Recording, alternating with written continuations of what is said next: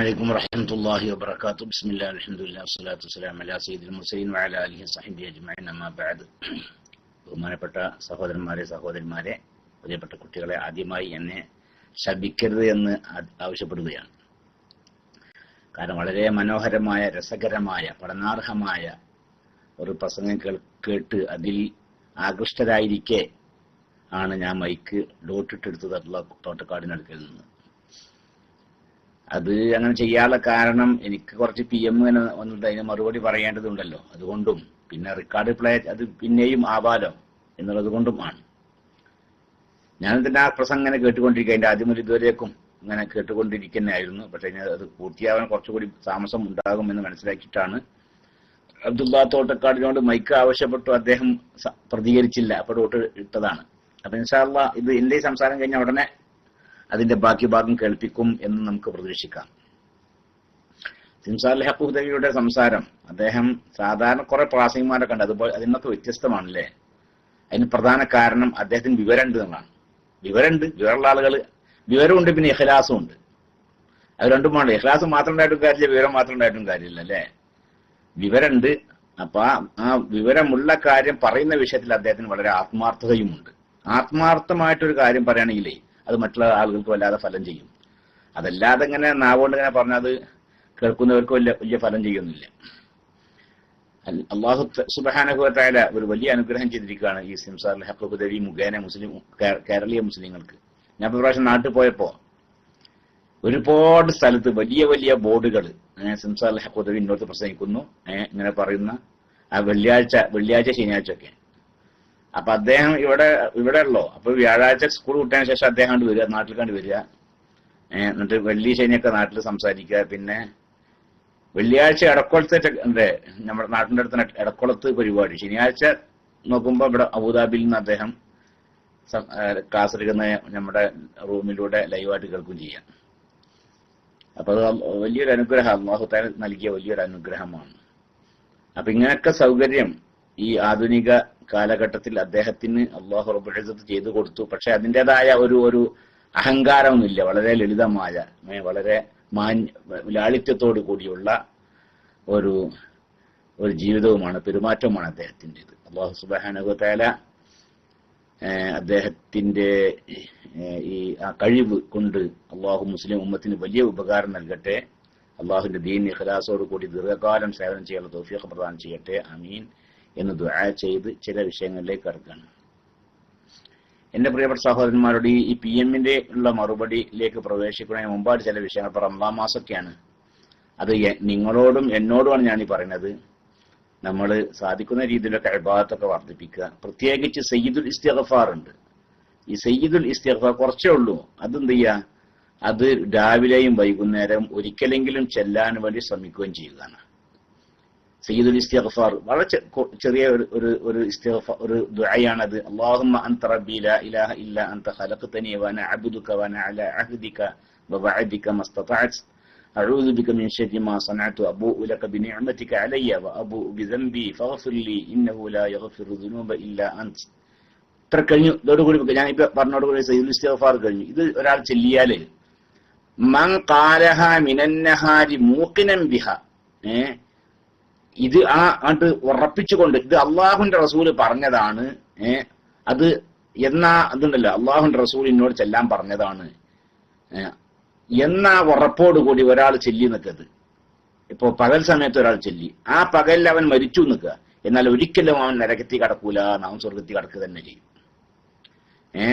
അതാ വമൻ ഖാലഹാ മിനൻ നഹാരി മൂഖിനൻ ബിഹാ ഫമാത മിൻ യൗമിഹി ഖബ്ല അൻ യുംസിയ ഫഹുവ മിൻ അഹ്ലിൽ ജന്ന.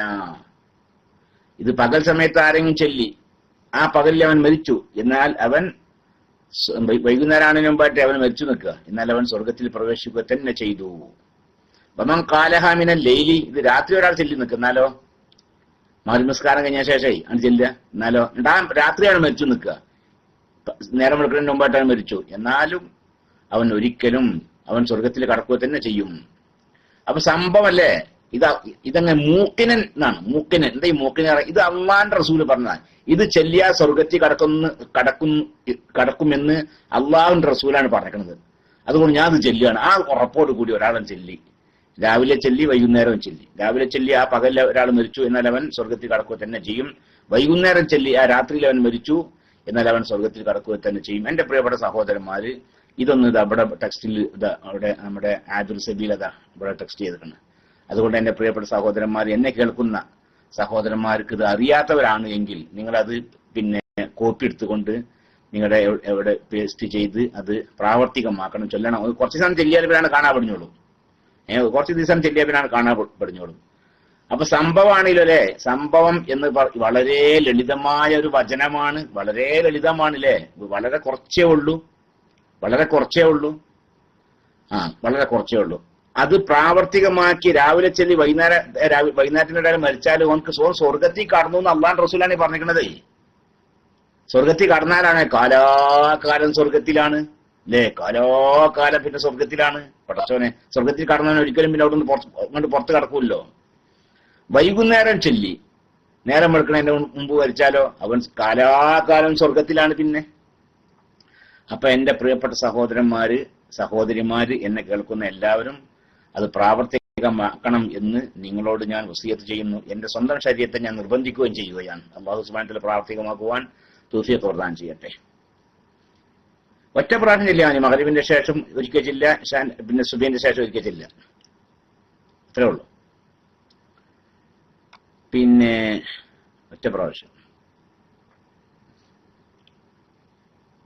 പിന്നെ മറ്റൊരു വിഷയം, ഇപ്പൊ റമളാനാണല്ലേ. മൻ സാമ റമളാന ഈമാനൻ വഹ്തിസാബൻ ഗുഫിറ ലഹു മാ തഖദ്ദമ മിൻ ദംബിന. റമളാൻ മാസത്തിൽ ഒരാൾ ഈമാനോട് കൂടിയും ഇഹ്തിസാബോട് കൂടിയും നോമ്പ് നോറ്റു. എന്താണ് ഈമാന്? ഇത് അള്ളാഹുവിന്റെ റസൂൽ എനിക്ക് എന്റെ മേൽ നിർബന്ധമാക്കിയതാണ്. ഇത് അള്ളാഹു റബ്ബുൽ ഇസ്സത്ത് എന്റെ മേൽ നിർബന്ധമാക്കിയതാണ് എന്ന അത് ഞാനിതാ നിർവഹിക്കുന്നു എന്ന ആ ധാരണ. അതുപോലെ തന്നെ അതിന് ഇഹ്തിസാബ്, അതിന് അള്ളാഹു സുബ്ഹാനഹു വ തആല കണക്കാക്കിയ സവാബുകളെല്ലാം എനിക്ക് ലഭിക്കണം എന്ന ആ വിശ്വാസത്തോടു കൂടി ഒരാൾ നോമ്പ് നോറ്റു നിൽക്കുക. എന്നാൽ ഗുഫിറ ലഹു മാ തഖദ്ദമ മിൻ ദംബിഹി, അവന്റെ കഴിഞ്ഞു പോയ എല്ലാ ദോഷങ്ങളും അതുമൂലം അള്ളാഹു തആല പുറത്തു തരും. അള്ളാഹു സുബ്ഹാനഹു വ തആല നമുക്ക് തൗഫീഖ് പ്രദാനം ചെയ്യട്ടെ. ഈ റമളാനിലെ നോമ്പ് ആ രീതിയിൽ ഈമാനോട് കൂടിയും ഇഹ്തിസാബോട് കൂടി നോൽക്കുവാനുള്ള തൗഫീഖ് നമുക്ക് പ്രദാനം ചെയ്യട്ടെ. അതിന് അള്ളാഹു വാഗ്ദാനം ചെയ്ത സവാബുകളെല്ലാം നമുക്ക് അള്ളാഹു പ്രദാനം ചെയ്യട്ടെ. പിന്നെ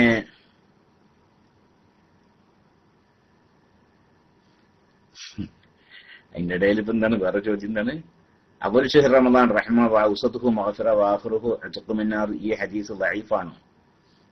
ആ ഹദീസ് ദഈഫാണ്. ഇപ്പൊ എന്താണ് എന്ത് ദഈഫാണ് ഇപ്പൊ എന്താണ് എന്ന് സഹോദരന്മാരെ, ലഈഫ് ചില നമ്മുടെ കിതാബുകളിലൊക്കെ കാണാനല്ലേ ഒരു കാര്യം പറയും. നമ്മുടെ ഇമാമികളൊക്കെ തന്നെ ഒരു കാര്യം പറയും. എന്നിട്ട് പറയും ലി ഹദീസിൻ ലഈഫിൻ ഫീഹി എന്ന്. ഈ വിഷയത്തിൽ ഒരു ലഈഫായ ഹദീസ് ഉണ്ടായതിനു വേണ്ടിയാണ് അത് ചെയ്യണം എന്ന് പറയുന്നത് എന്ന്. ഒരു കാര്യം ചെയ്യണമെന്ന് പറയും നമ്മുടെ ഇമാമികൾ. എന്നിട്ട് പറയും ലി ഹദീസിൻ ലഈഫിൻ ഫീഹി, അതിലൊരു ലഈഫായ ഹദീസ് ഉണ്ടായതിനു വേണ്ടി. അതിന്റെ അർത്ഥം എന്താണ്? ആ ലഈഫായ ഹദീസ് ഉണ്ടായത് ആ വിഷയത്തിൽ ലഈഫായ ഹദീസ് ഉണ്ട്, അതുകൊണ്ട് പ്രാവർത്തികമാക്കേണ്ടതാണ് എന്നാ. ഈ ലഈഫ് ഹദീസ് ലഈഫ് സഹീഹ് എന്നൊക്കെ പറഞ്ഞതേ അതൊക്കെ പിന്നെ ആ ഹദീസിന്റെ മത്നല്ല. അത് റിപ്പോർട്ട് ചെയ്യുന്ന റാവിമാരിൽപ്പെട്ട ചില മുറുവത്തെല്ലാം ഉള്ള ആളുകൾക്കാവുമ്പോൾ അതിന് വില കൂടും. അത്ര തന്നെ മുറുവത്തില്ലാത്ത ആളുകൾ ആരെങ്കിലും റാവിമാരെ കൂടുതലുണ്ടെങ്കിൽ അതിന്റെ പിന്നെ അതിന്റെ ഇസ്തിലാഹ് വേറെ ആ രീതിയിലാണ്. അതല്ല റസൂലുള്ളാഹി സ്വല്ലല്ലാഹു അലൈഹി വസല്ലം തങ്ങൾ പറയാത്തത് ആയതുകൊണ്ടോ അല്ലെങ്കിൽ റസൂലുള്ളാഹി പ്രവർത്തിക്കാത്ത ആയതുകൊണ്ടോ അല്ല.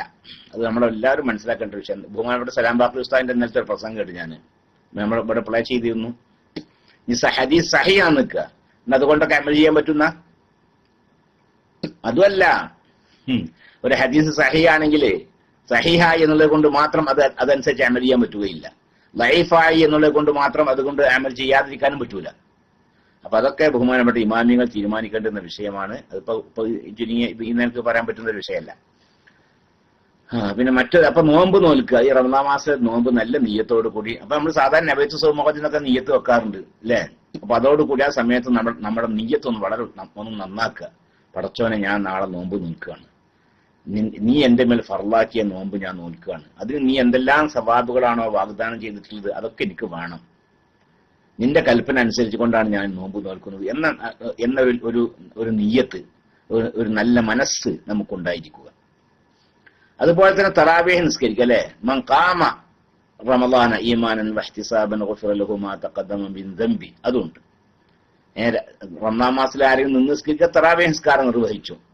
റമളാനിൽ ആരെങ്കിലും തറാവീഹ് നിസ്കാരം നിർവഹിച്ചു. എന്നാലും എങ്ങനെ തറാവീഹ് നിസ്കാരം നിർവഹിച്ചു? നല്ല ആത്മാർത്ഥമായി, എന്തെങ്കിലും കാട്ടിക്കൂട്ടാൻ എനിക്കല്ല, ആത്മാർത്ഥമായി ഇഖ്ലാസോട് കൂടി, ഈമാനോട് കൂടി, ഇഹ്തിസാബോട് കൂടി, ഇത് അള്ളാഹു എനിക്ക് സുന്നത്താക്കിയ ഒരു അമലാണ് എന്ന ആ ഈമാനും അതിന് അള്ളാഹു സുബ്ഹാനഹു വ തആല എനിക്ക് കണക്കാക്കി തന്ന എല്ലാ സവാബുകളും എനിക്ക് ലഭിക്കണം എന്ന ഇഹ്തിസാബും ആ രീതിയിൽ പിന്നെ അങ്ങോട്ട് തറാവീഹ് നിസ്കരിക്കുക. എന്നാലും ഗുഫിറ ലഹു മാ തഖദ്ദമ മിൻ ദംബി, അവന്റെ കഴിഞ്ഞു പോയ എല്ലാ ദോഷങ്ങളും അതുമൂലം അള്ളാഹു സുബ്ഹാനഹു വ തആല പൊറുക്കും. അള്ളാഹു സുബ്ഹാനഹു വ തആല ഈ രീതിയിലൊക്കെ അമൽ ചെയ്യാനുള്ള തൗഫീഖ് നമുക്ക് പ്രദാനം ചെയ്യട്ടെ. അതിനൊക്കെയുള്ള സമ്പൂർണമായ സവാബ്, അതിന്റെ ആ സവാബിൽ നമ്മിൽ പലരും അർഹരല്ല. എന്നാലും അതിന്റെ പോരായ്മകളൊക്കെ അള്ളാഹു തആല പരിഹരിച്ചുകൊണ്ട്, അവന്റെ വിശാലമായ റഹ്മത്ത് കൊണ്ട് അതൊക്കെ പരിഹരിച്ചുകൊണ്ട് അള്ളാഹു സുബ്ഹാനഹു വ തആല അതിനൊക്കെയുള്ള പൂർണ്ണമായ സവാബ് നമുക്ക് എല്ലാവർക്കും പ്രദാനം ചെയ്യട്ടെ. ആമീൻ. വസല്ലല്ലാഹു അലാ സയ്യിദിനാ മുഹമ്മദ്. പിന്നെ ഇശാ നിസ്കാരത്തിലെ 2-ാം റക്അത്തിൽ അത്തഹിയാത്തിൽ ഇരുന്നോ എന്ന് 3-ാം റക്അത്തിൽ സംശയം ഉണ്ടായാൽ എന്ത് ചെയ്യണം? ഒന്നും ചെയ്യേണ്ടതില്ല. 3-ാമത്തെ ഇശാ നിസ്കരിക്കാണ് 3-ാമത്തെ റക്അത്തിലേക്ക് എഴുന്നേറ്റ് നിന്നിട്ടുണ്ട്. 3-ാമത്തെ റക്അത്തിലേക്ക് എഴുന്നേറ്റ് നിന്നിട്ട് സംശയം, ഞാൻ ആദ്യത്തെ അത്തഹിയാത്ത് ഓതിയോ ഇല്ലേ എന്ന്. എന്നാൽ അവിടെ അവൻ ഇരിക്കാൻ പാടില്ല. ഏത് അത്തഹിയാത്തിലേക്ക് മടങ്ങി അത്തഹിയാത്ത് ഓതാൻ പാടില്ല. കുട്ടി അങ്ങനെ ചെയ്ത് നിസ്കാരം പാത്തില്ലാകും. ഇനി സംശയം മാത്രമല്ല, ഇനി ഉറപ്പാൻ നിൽക്കുക, എന്നാലും ചെയ്യ പാടില്ല. ഞാൻ അത്തഹിയാത്തിന് ഇരുന്നിട്ടില്ല, അത്തഹിയാത്ത് ഓതിട്ടില്ല എന്നവൻ ഉറപ്പാണെങ്കിലും അത്തഹിയാത്ത് ഓതാൻ വേണ്ടി 3-ാമത്തെ റക്അത്തിൽ നിന്ന് ഇരിക്കാൻ പാടില്ല. പിന്നെ എന്ത് ചെയ്യണം? 3-ാമത്തെ റക്അത്ത് അങ്ങനെ നിസ്കരിക്കുക, 4-ാമത്തെ റക്അത്ത് നിസ്കരിക്കുക, എന്നിട്ട് അത്തഹിയാത്ത് ഓതിട്ട് സലാം വിടുന്നതിന് മുമ്പായിട്ട് 2 സുജൂദ് സഹീന്റെ സുജൂദ് ചെയ്യൽ സുന്നത്തുണ്ട്. ഇരിക്കാൻ പാടില്ല, ഇരുന്നാൽ നിസ്കാരം പാത്തിലാകും. അതിന് കാരണം അതാണ്. എന്താ കാരണം? അത്തഹിയാത്ത് ഖിയാമ്, അതെ ഖിയാമ് അവൻ അത് ഫർളാണ്, ഫർളിലേക്ക് അവൻ പ്രവേശിച്ചിരിക്കുന്നു, ആ ഫർളാൻ തുടങ്ങിയിരിക്കുന്നു. അത്തഹിയാത്ത് ആദ്യത്തെ തഹിയാത്ത് സുന്നത്ത, ആ ഫർള് വിട്ടുകൊണ്ട് സുന്നത്തിലേക്ക് മടങ്ങാൻ പാടില്ല. അങ്ങനെ ചെയ്താൽ, കരുതി കൂടി ചെയ്താൽ നിസ്കാരം പാത്തിലാകും.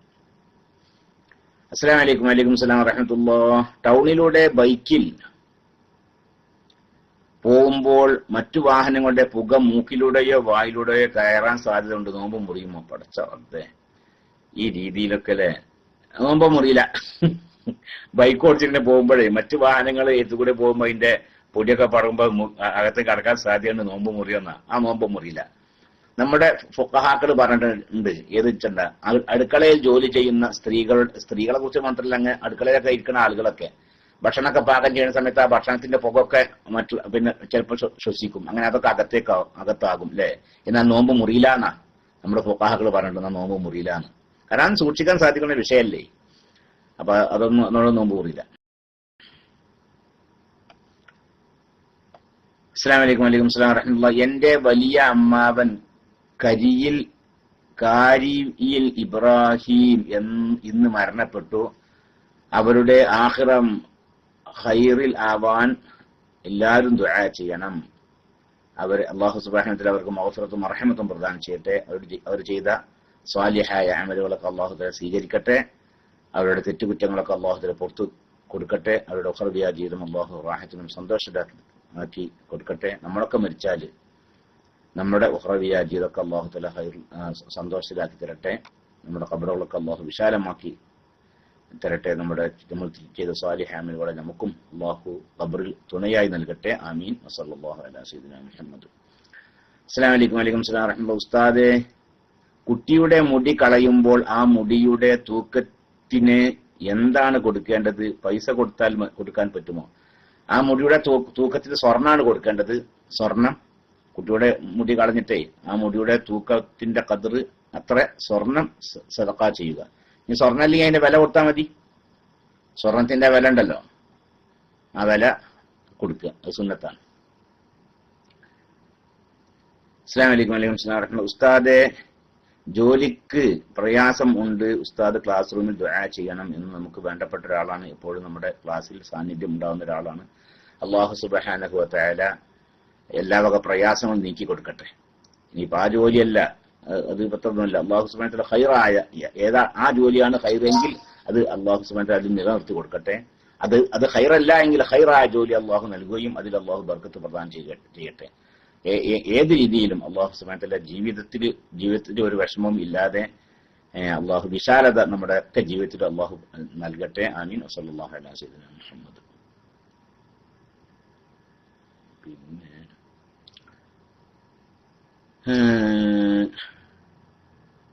അസ്സലാമു അലൈക്കും. വലൈക്കും അസ്സലാം വറഹ്മത്തുള്ളാഹി. ഉസ്താദെ, നോമ്പ് 4-ാം ദിവസം ശുദ്ധിയായി നോമ്പ് 5 നോൽക്കുകയും ഖത്തം തുടങ്ങുകയും ചെയ്തു. 5-ന് നോമ്പ് തുറന്ന ശേഷം ശുദ്ധിയില്ലെന്ന് കണ്ടു. അപ്പോൾ ഖത്തം തീർക്കാൻ ഖുർആനിൽ നിന്ന് ഓതിയ ഭാഗം വീണ്ടും ഓതണമെന്നാണ് ചോദ്യം. ഈ സഹോദരി ഇവിടെ ഉണ്ടെങ്കിൽ ആ PM റിസർച്ച് ഒന്ന് വിശദീകരിക്കേണ്ടതുണ്ട്. സഹോദരി ഇവിടെ ഉണ്ടെങ്കിൽ ഒന്ന് ഞാൻ ഈ പറഞ്ഞ കേൾക്കുന്നുണ്ടെങ്കിലേ അത് അവർക്ക് PM മറുപടി നൽകിയിട്ടുണ്ട്. പക്ഷെ ഒന്നുണ്ടെങ്കിൽ ഒന്ന് വിശദീകരിക്കായിരുന്നു. മറുപടി കാണാൻ. ഏതായാലും ശരി, മറ്റുള്ള ആളുകൾക്ക് മനസ്സിലാക്കാലോ. ഒരാളുകൾ ഞാൻ പറഞ്ഞ കേൾക്കണ്ടല്ലേ? ഞാൻ ഈ പറഞ്ഞത് കേൾക്കുന്നവർ കുറച്ച് ഉണ്ടാവുമല്ലേ? എന്താ ഉണ്ട്. ഈ സഹോദരി ഉണ്ടെങ്കിലേ നിങ്ങൾ ഇവിടെ പബ്ലിക് ടെസ്റ്റ് അടിച്ചാൽ എനിക്ക് മനസ്സിലാവില്ല. കാരണം ഇവിടെ കുറെ ആൾക്കാർ ടെസ്റ്റ് അടിക്കുകയാണ്. നിങ്ങളുടെ PM തന്നെ ടെസ്റ്റ് അടിച്ചാൽ മതി. അപ്പോ അവരുടെ ചോദ്യം ഇപ്പൊ എന്താണ്? നോമ്പ് 4-ന് അവർ ഹൈലുകാരിയായിരുന്നു. നോമ്പ് 4-ന് അവരുടെ ഹൈല് മുറിഞ്ഞു, രക്തം. അങ്ങനെ 5-ന് എന്ത് ചെയ്തു? നോമ്പ് നോറ്റു. റമദാൻ 5-ന് നോമ്പ് നോറ്റു. അങ്ങനെ മഗ്‌രിബിന്റെ ശേഷം എന്ത് ചെയ്ത്? പിന്നെ വീണ്ടും രക്തം വന്നു. അപ്പോൾ ഒരു ദിവസം നോമ്പ് നോറ്റിട്ടുണ്ടല്ലേ? ഒരു ദിവസം നോമ്പ് നോറ്റിട്ടുണ്ട്. അപ്പൊ അതിനെക്കുറിച്ച് നമ്മുടെ ആദ്യം ഒന്ന് പറയാം. എന്താണ് അതിന്റെ വിധി? 15 അക്സറുൽ ഹൈദ് 15 ദിവസമാണ്. ഹൈദിൽ നിന്ന് അധികരിച്ചത് 15 ദിവസമാണ്. അപ്പോ ആ 15 ദിവസത്തിന്റെ ഇടയിൽ പിന്നെ രക്തം മുറിഞ്ഞു, വീണ്ടും മടങ്ങി വന്നാൽ അതൊക്കെ ഹൈദ് തന്നെയാണ്. അപ്പൊ ഉദാഹരണം പറയാം, 4 ദിവസം രക്തം കണ്ടു, അങ്ങനെ 5-ാമത്തെ ദിവസം രക്തം കാണുന്നില്ല. 4 ദിവസം പൂർത്തിയായി, അങ്ങനെ എന്ത് ചെയ്ത്? രക്തം മുറിഞ്ഞു. രക്തം മുറിഞ്ഞപ്പോ രക്തം വരണില്ല. പിന്നെ ഏത് രീതിയിൽ വരണില്ല? രക്തം പാടേ വരുന്നില്ല. എങ്ങനെയാണ് അത് കണക്കാക്കുക? ഒരു വെളുത്ത പഞ്ഞി അവിടെ യോനിയിൽ വെച്ചാൽ പിന്നെ ആ പഞ്ഞി എടുത്തു നോക്കുമ്പോൾ അതിന് രക്തത്തിന്റെ കറൊന്നും ഉണ്ടാവില്ല. ആ രീതിയിൽ രക്തം മുറിഞ്ഞിട്ടുണ്ട്. അപ്പോഴാണ് രക്തം മുറിഞ്ഞെന്ന് മനസ്സിലാക്കുക. ആ രീതിയിൽ രക്തം മുറിഞ്ഞിട്ടുണ്ട്. അപ്പോൾ അവൾ കുളിച്ച് നിസ്കരിക്കൽ നിർബന്ധമാണ്. കുളിച്ച് നിസ്കരിക്കണം. അവൾ 4-ന് അവളുടെ രക്തം മുറിഞ്ഞിട്ടുണ്ട്. അപ്പൊ ഞാൻ അവൾ കുളിക്കണം, അങ്ങനെ നിസ്കരിക്കണം. പിറ്റേ ദിവസം നോമ്പ് നോൽക്കണം അല്ലേ? പിറ്റേ ദിവസം നോമ്പ് നോൽക്കണം. അത് നിർബന്ധമാണ്. പക്ഷെ അന്ന് മഗ്‌രിബിന്റെ ശേഷം പിന്നെന്ത് ചെയ്ത്? വീണ്ടും രക്തം വരണം. അപ്പൊ വാളിപ്പോ ഇന്ന് രാവിലെ സുബൈ നിസ്കരിച്ചിട്ടുണ്ട്, ളുഹ്ർ നിസ്കരിച്ചിരിക്കണ്, അസർ നിസ്കരിച്ചിരിക്കണ്, മഗ്‌രിബ് നിസ്കരിച്ചിരിക്കണ്, ഇശാ നിസ്കരിച്ചിരിക്കണ്, ഒക്കെ നിസ്കരിച്ചിരിക്കണ്. അന്ന് നോമ്പ് നോറ്റിക്കണ്, ഖുർആനും ഓതിക്കണ്. പക്ഷെ വീണ്ടും രക്തം വന്നു. വീണ്ടും രക്തം വന്നപ്പോഴോ അത് 15 ദിവസത്തിന്റെ ഉള്ളിലാണല്ലോ. അപ്പൊ ആ രക്തം വന്നാൽ അതും വീണ്ടും അവൾക്ക് അത് ഹൈദ് തന്നെയാണ്. അപ്പൊ ഇന്നത്തെ പകൽ അവളെ ഹൈദുകാരിയായിരുന്നു. ഇന്നത്തെ പകലും അവളെ ഹൈദുകാരി തന്നെയായിരുന്നു എന്നാ.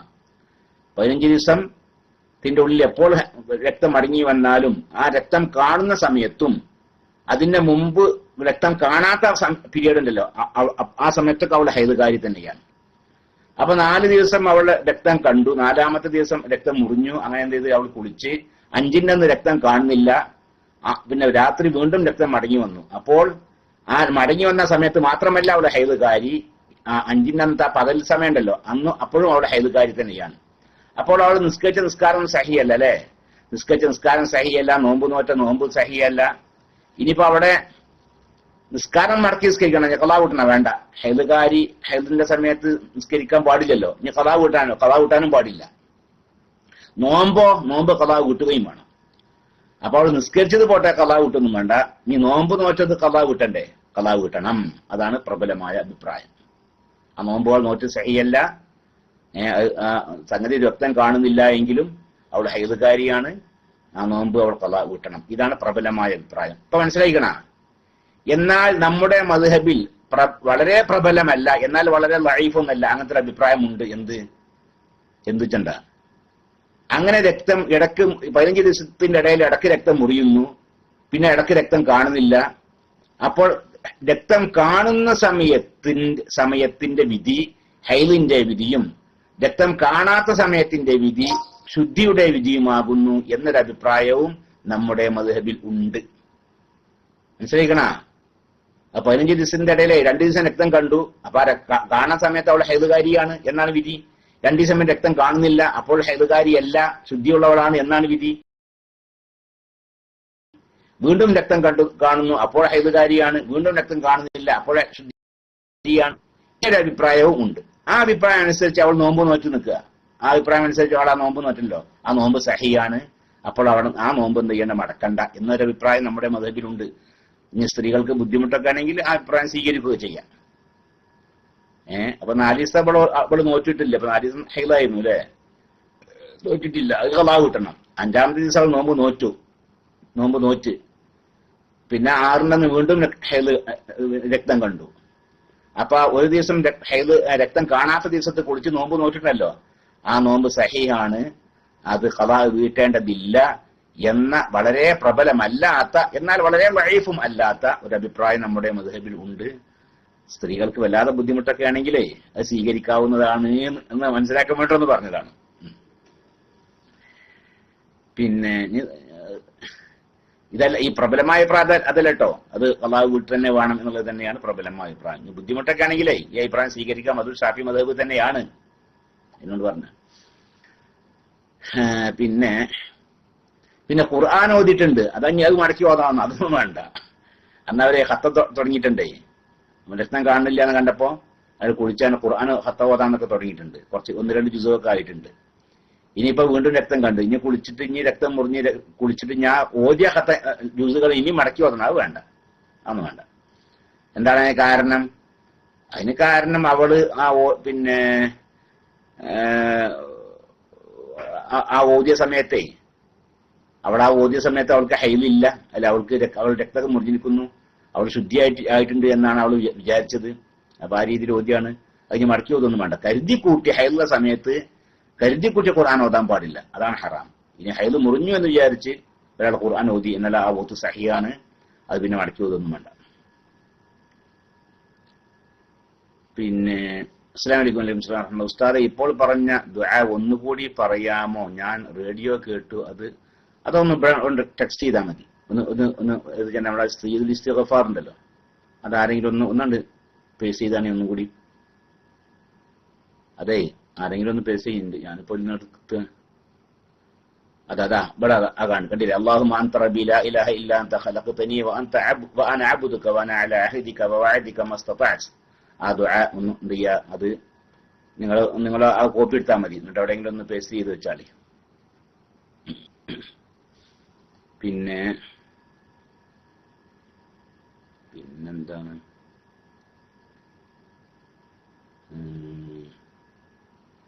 അസ്സലാമു അലൈക്കും വലൈക്കും സ്സലാം വറഹ്മത്തുള്ളാഹി. ഷോക്സ് ഇട്ട് റൂമിലെ കാർപ്പറ്റിൽ ചവിട്ടിയ ഷോക്സ് ഇട്ട് പള്ളിയിൽ പോകാമോ? അതൊക്കെ ഇപ്പൊ എന്താണ്, നജസില്ലെങ്കിൽ പോകാം, അതല്ലേ. ഒരാൾ ഷോക്സ് ഇട്ട് റൂമിലെ കൂടെ ഒക്കെ നടന്നിട്ടുണ്ട്, റൂമിലെ കാർപ്പറ്റിലൊക്കെ ചവിട്ടിക്കണ്, അതുകൊണ്ട് ഇനി പള്ളിയിൽ പ്രവേശിക്കാമോ എന്ന് പറഞ്ഞാൽ ആ ഷോക്സുമ്മ നജസൊന്നും ആയിട്ടില്ല എന്ന് ഉറപ്പുണ്ട് നിൽക്കുക.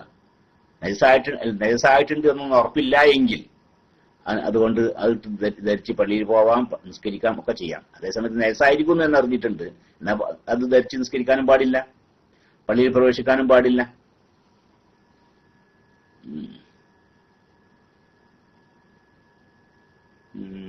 പിന്നെന്താണ്, അസ്സലാമു അലൈക്കും വലൈക്കും സ്സലാം വറഹ്മത്തുള്ളാഹി. കടം കൊടുത്ത പൈസക്ക് സക്കാത്ത് കൊടുക്കണോ?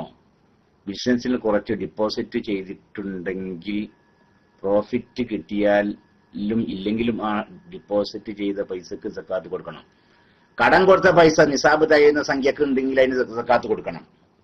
ഒരാളെ കടം കൊടുത്തതാണ്, ഒരു വർഷത്തിൽ കണക്കൂട്ടുക, ഒരു വർഷം പൂർത്തിയായാൽ കണക്കൂട്ടുക, അവന്റെ കയ്യിൽ ആകെ എത്ര പൈസ ഉണ്ട്, കിട്ടാൻ എത്ര പൈസ ഉണ്ട് എന്നൊക്കെ കണക്കൂട്ടുക. ഇതിനൊക്കെ ഒരു വർഷം പൂർത്തിയായിട്ടുണ്ട് എങ്കിൽ അവനെന്ത് ചെയ്യണം, അതിന് സക്കാത്ത് കൊടുക്കണം. ഉദാഹരണം പറയുകയാണെങ്കിൽ കഴിഞ്ഞ റമദാൻ 1 ഒരാൾക്ക് എന്ത് ചെയ്തിക്കണ്, 1,00,000 രൂപ കടം കൊടുത്തിട്ടുണ്ട്. അപ്പൊ ഈ വർഷം റമദാൻ 1 പിന്നെ ആ 1,00,000 ഒരു വർഷം പൂർത്തിയായിട്ടുണ്ട്. അപ്പോൾ ഈ റമദാൻ 1 അയാൾ 2,500 രൂപ സക്കാത്ത് കൊടുക്കണം. അത് എന്തിന്റെ സക്കാത്താണ്? ആൾക്ക് കിട്ടാനുള്ള സംഖ്യയുടെ സക്കാത്താണത്. ഇനി അയാൾ കഴിഞ്ഞ റമദാനിൽ അയാൾക്ക് 1,00,000 രൂപ കടം കൊടുത്തിട്ടുണ്ട്. അയാൾ അതിന് പുറമെ 1,00,000 രൂപ അയാളുടെ പിന്നെ മേശയിലുണ്ട്. കഴിഞ്ഞ റമദാൻ 1 അയാൾക്ക് 2,00,000 രൂപ ഉണ്ടായിരുന്നു. അതിൽ 1,00,000 രൂപ ഒരാൾക്ക് കടം കൊടുത്താണ്. 1,00,000 രൂപയുടെ മേശയിലുണ്ട്. അപ്പോൾ 2,00,000 ഉണ്ട്. അപ്പൊ 2,00,000ന്റെ 2% 5,000 രൂപ സക്കാത്ത് കൊടുക്കണം. ഏതായാലും കിട്ടാനുള്ള സംഖ്യയുടെ സക്കാത്ത് കൊടുക്കണം. പിന്നെ ബിസിനസ്സിൽ പൈസ ചേർന്നിട്ടുണ്ട്, അത് പിന്നെ ഒരു വർഷം പൂർത്തിയാൽ അതങ്ങനെയല്ല. അത് ആ പൈസയുടെ സക്കാത്തല്ല അതിന് കൊടുക്കേണ്ടത്. കഴിഞ്ഞ വർഷം നിങ്ങൾ ഒരു കച്ചവടത്തിൽ പങ്കു ചേർന്നു, 1,00,000 രൂപ ആ കച്ചവടത്തിൽ ആ കടയിൽ നിങ്ങൾ ഡിപ്പോസിറ്റ് ചെയ്തു. അപ്പൊ ഇപ്പൊ ഈ റമദാനായ ആ 1,00,000 കഴിഞ്ഞ റമദാൻ 1 ബിസിനസ്സിൽ ചേർത്ത 1,00,000 രൂപയുടെ സക്കാത്തല്ല നിങ്ങൾ കൊടുക്കേണ്ടത്. പിന്നെയോ, പിന്നെ ആ കച്ചവടത്തിൽ നിങ്ങൾക്ക് എത്ര ശതമാനമാണ് ഉള്ളത് അതനുസരിച്ചാണ് സക്കാത്ത് കൊടുക്കേണ്ടത്. ഉദാഹരണം പറയുകയാണെങ്കിൽ കഴിഞ്ഞ റമദാനിൽ നിങ്ങൾ 1,00,000 രൂപ ഒരു 3,00,000 ഉറുപ്പ്യയുടെ ചരക്കുള്ള ഒരു കടയിലാണ് നിങ്ങൾ പാർട്ട്ണറായത്. ഒരു കടയിൽ എന്തെങ്കിലും 3,00,000 രൂപയുടെ ചരക്കുണ്ട്, അതിലാണ് നിങ്ങൾ പാർട്ട്ണർ ആയിട്ടുള്ളത്. അതിൽ നിങ്ങൾ കൊടുത്തത് 1,00,000 രൂപയാണ്. അപ്പൊ അതിന്റെ 33.33% നിങ്ങളാണ് അതിന്റെ ആ കച്ചവടത്തെ നിങ്ങൾ പങ്കുകാരനാണ്. അപ്പോൾ അതനുസരിച്ചാണ് സക്കാത്ത് കൊടുക്കേണ്ടത്. അതല്ലാതെ പിന്നെ ആ 1,00,000 രൂപയുടെ സക്കാത്തല്ല കൊടുക്കേണ്ടത്. ആ കച്ചവടത്തിൽ നിങ്ങൾ 3/1 നിങ്ങൾക്ക് പങ്കാളോ അതനുസരിച്ചാണ് സക്കാത്ത് കൊടുക്കേണ്ടത്. ആ കടക്കാരൻ ഒന്നാകാൻ സക്കാത്ത് കൊടുക്കുകയാണ്, അങ്ങനെയാണ് വേണ്ടത്. ആ കടയുടെ സക്കാത്ത് ഒന്നിച്ച് കൊടുക്കുകയാണ് വേണ്ടത്. വേറെ വേറെ ആക്കാൻ പറ്റാത്ത ചരക്കുകളാണ് എങ്കിൽ, സാധാരണ കടകളൊക്കെ അങ്ങനെയാണല്ലോ, ഇന്ന ചരക്ക് ഇന്നാളത് ഇന്ന ചരക്ക് ഇന്നാളത് അങ്ങനെ വേർതിരിക്കാൻ പറ്റൂല. അങ്ങനെയൊക്കെ ആകുമ്പോൾ എന്റെ ഒന്നിച്ച് സക്കാത്താണ് കൊടുക്കേണ്ടത്. അപ്പോൾ നിങ്ങൾ അവിടെ അത്ര ശ്രദ്ധിക്കേണ്ടുന്ന ഒരു വിഷയം ഇല്ല. അവിടെ ആ കടയിൽ ആകെത്ര ചരക്കുണ്ട്, നിങ്ങളുടെയും നിങ്ങളുടെ പാർട്ട്ണർമാരുടെ ഒക്കെ പാടെ ചരക്ക് അവിടെ ആകെത്ര ചരക്കുണ്ട്, ആ ചരക്കിന്റെ എത്ര ഉറുപ്പിന്റെ ചരക്കുണ്ട് നോക്കണം. അത് നിസാബ് തയ്യുന്നതാണെങ്കിൽ അതിന്റെ 2% ഒന്നിച്ചാണ് കൊടുക്കേണ്ടത്.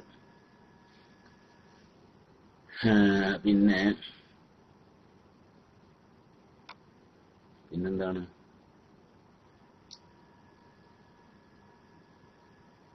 പിന്നെ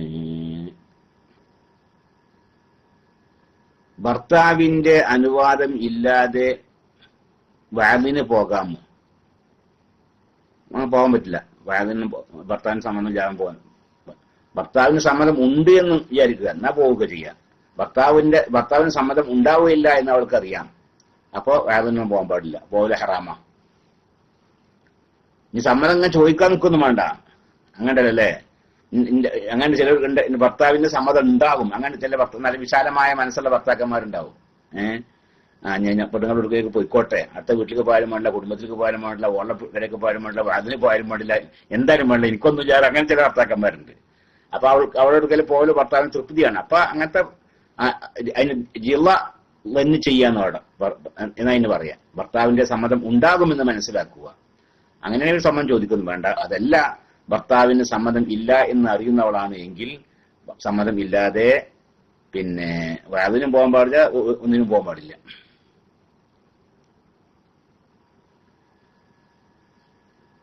പിന്നെ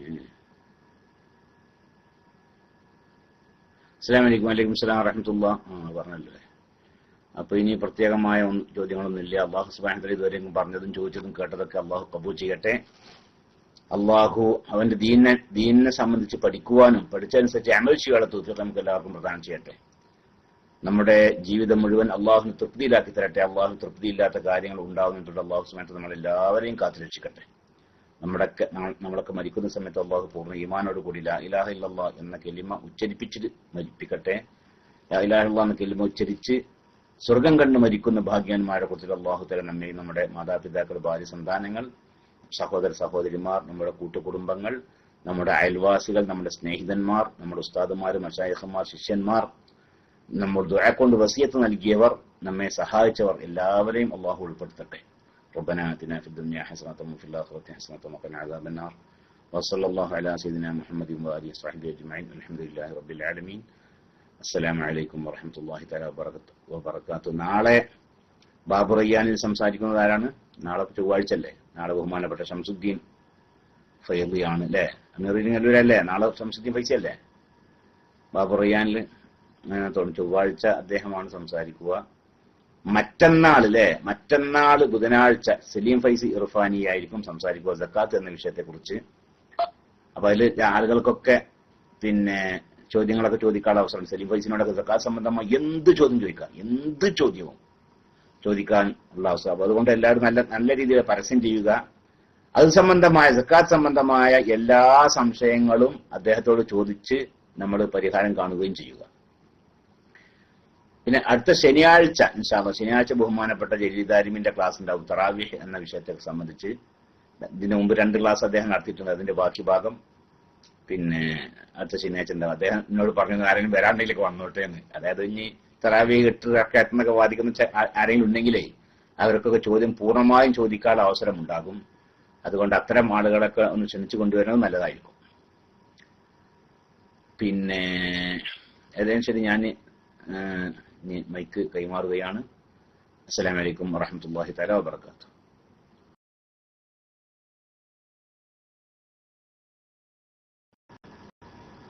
എൻ്റെ ഇടയിൽ അസ്സലാമു അലൈക്കും ഉസ്താദേ.